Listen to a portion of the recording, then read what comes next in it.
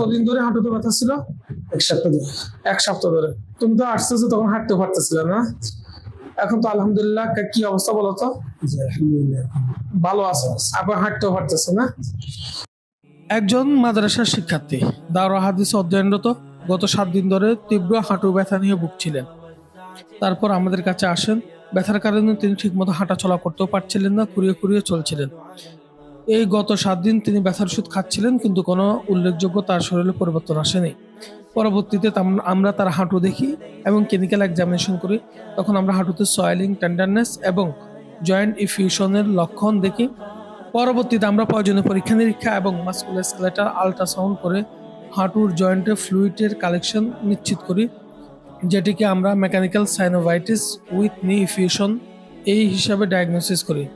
এটি সাধারণত দীর্ঘ সময় হাঁটু বাজ করে বসে থাকা এবং দীর্ঘ সময় হাঁটুর উপর যদি রিপিটেড মেকানিক্যাল স্ট্রেস পড়ে, অতিরিক্ত চাপের কারণে, অনেক সময় সাইনোভিয়াল ইরিটেশনের কারণে সাইনোভাইটিস, জয়েন্ট ইফিউশন ইত্যাদি তৈরি হতে পারে।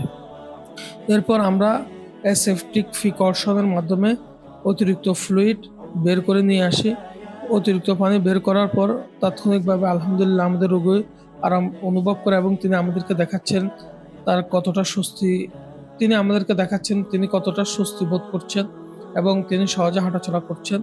আমরা পরবর্তীতে তাকে প্রয়োজনীয় চিকিৎসা, বিশ্রাম, নি কেয়ার এবং লাইফস্টাইল মডিফিকেশনের জন্য বিভিন্ন ধরনের দিক নির্দেশনা দিই এবং আলহামদুলিল্লাহ আমাদের রোগী দ্রুত সুস্থ হয়ে ওঠে। আমরা পরবর্তীতে তার সুস্থতার উপর একটি ভিডিও নিয়ে আসবো। أتيت وقد توزعت الهدايا وحملت الرحال على المطايا عبيدك يا إله الناس غاو وليس سواك